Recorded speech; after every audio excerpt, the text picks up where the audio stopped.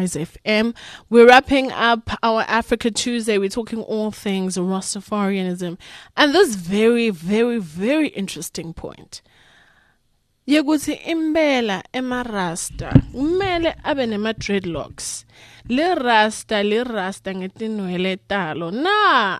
Because like I said, we all know a rasta. So angnanza ukuthi khule kuphi could be the most urban, areas.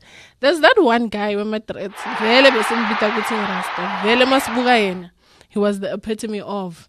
But we find out, Guti Imbela, is this true? We are joined on the line in just a bit by a man who's been delving into that field. He's an indigenous knowledge system practitioner and teacher of Rastafari and Bantu order. Linda Chirwa joins us next on Rise FM. Stay with us. At Rise FM 943, if you want to join in on the conversation, have any questions, do quickly drop those for us. Umaskati Savuma will definitely touch on that. Now, interestingly enough, Rastafarianism is a religion and social movement that originated in Jamaica in the 1930s. It's combining elements of Christianity, African beliefs, and Pan-Africanism. But this afternoon, we ask Ulinda, better known as Mnyasa, Guti, umangana umadrets, umangidla inyama, can I be a Rastafari? Linda, welcome to Rise FM. Please unpack this one for us. Teach us, school us. Greetings in the name of His Imperial Majesty and Empress Waizero. My name say Rastafari. And greetings to you, Sibo. And thank you so much for having me on Rise FM. For those who don't know me, I am Linda, better known as Mnyasa. I am a teacher and a professor of the Rastafari Bantu Order. I am in the African Indigenous Knowledge System practitioner. So I'm also a Rasta since I'm a teacher of that order. Mm-hmm. And most people, they have these, that Rastas are people that are supposed to have dreadlocks and also to abstain from eating meat, as well as having this red, gold, and green, like those colors and all that. Mm-hmm. But that's not really true. It's one of the misconceptions of Rastafari. But we know that Rastafari is a... Sorry? Yeah, tell us more, please. I'm surprised. All right. So Rastafari is a response to colonialism, oppression, and slavery. Yes, it's true that it was responding, or the people who started to preach this Rastafari movement were from Jamaica. And from there, now, Rastafari having dreadlocks is one of the most visible expression in Rastafari, because they were doing a pushback. Remember, they were challenging authority, injustice, and oppression.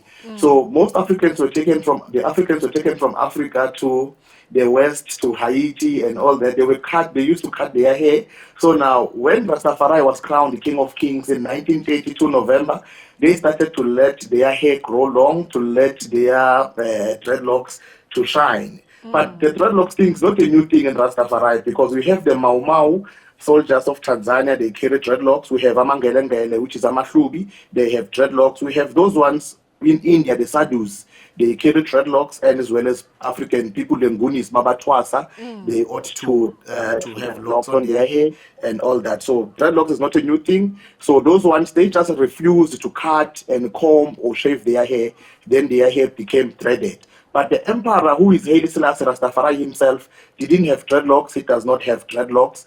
So therefore, hence I've said that Rastafari is a response to colonialism and slavery back then. But now we have moved, because it's a movement. So those ones who are not slaves, who are not oppressed, they don't necessarily have to carry the dreadlocks, but it is one of the most visible expression in Rastafari. And the hair are very important, because we can tell by hair that someone is old. By having a gray hair, we can tell that, no, this person is aging. And if maybe your hair are working as an antenna, if you are going somewhere where there's some spiritual elements, you can tell by your hair that, no, man, there is something going on here. And when someone is sick, we can... Yes, when someone is sick, we can tell by the hair. So hair are very important. But it is not obliged or necessary to have dreadlocks for one to be a Rasta. I know a lot of Rastas who don't have dreadlocks, Rastas who we meet, because Rastafari is to believe in His Imperial Majesty Haile Selassie as the center of your being. In him, you see yourself. It's like he's your role model. Once you call upon his name, then you are called by the name Rastafari. So that's that, basically. Even in the Swati tradition, we have what we call Nolelulutse, when they are wishing you well, if it's your birthday or that. So Nolelulutse is a dreadlocks because you cannot have Nolelulutse if those hair are not dreadlocks. So we have that. So yeah, dreadlocks are important, but not all Rastas are having dreadlocks because even Rastafari himself, the one we look upon to, didn't wear dreadlocks. Yo, I have so many questions, but because of time, Ndotibamba and invite you next time to unpack the questions that I have for you. Mnyasa, thank you so much for joining us on the Rise of M Drive. Thank you so much for having me. Give thanks and Isaac unto the Holy Father, what are the high is in Brad Majesty Selassie, Sila. I'm not good to think, but I'm smiling. And if you know me, I do not judge. We learn. And if it feeds your spirit, if it elevates your spirit, better for you because you have to nourish and grow the inner man. So yeah, for those of you who thought like I was speaking fast, is that you can have your dreadlocks, you cannot have your dreadlocks, you choose. Because there are people, their hair don't really grow. So do you even want to tell me that those people are not Rasta? There are people who wear dreadlocks, but they are not Rasta. Some of them, they don't eat meat, they have dreadlocks, they smoke marijuana, but they are not Rasta. So who is Rasta? As I've mentioned, that Rastafari is a movement of people who recognize this as Imperial Majesty Haile Selassie. Yeah. So as their king, so yes, you know, His Imperial Majesty Haile Selassie is the father of all Africans, whether you are across and all that. So yeah, thank you so much for having me, and have dreadlocks if maybe your workplace and all that, they forbid you to have dreadlocks. That doesn't mean you can't be a Rasta. You can be a Rasta. So this is resistance, a symbol of resistance, you know, because I and I as Africans, we keep our dreadlocks. I've been having dreadlocks for the past good 25 years. I had my dreadlocks from 1996. Then I cut them year 2000 when I was joining school. Then I started afresh doing dreadlocks. My mother passed away 2005.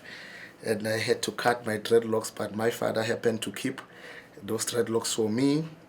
Then after I've joined secondary, I started to grow my hair again, and I happened to find the dreadlocks that my father kept for me.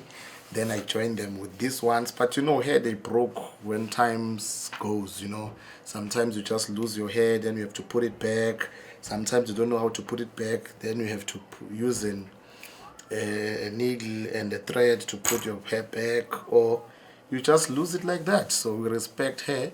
And for those Rastas who are using the Bible, they validate what they are doing using Numbers chapter 6, I think verse 5, and Leviticus chapter 21, verse 5.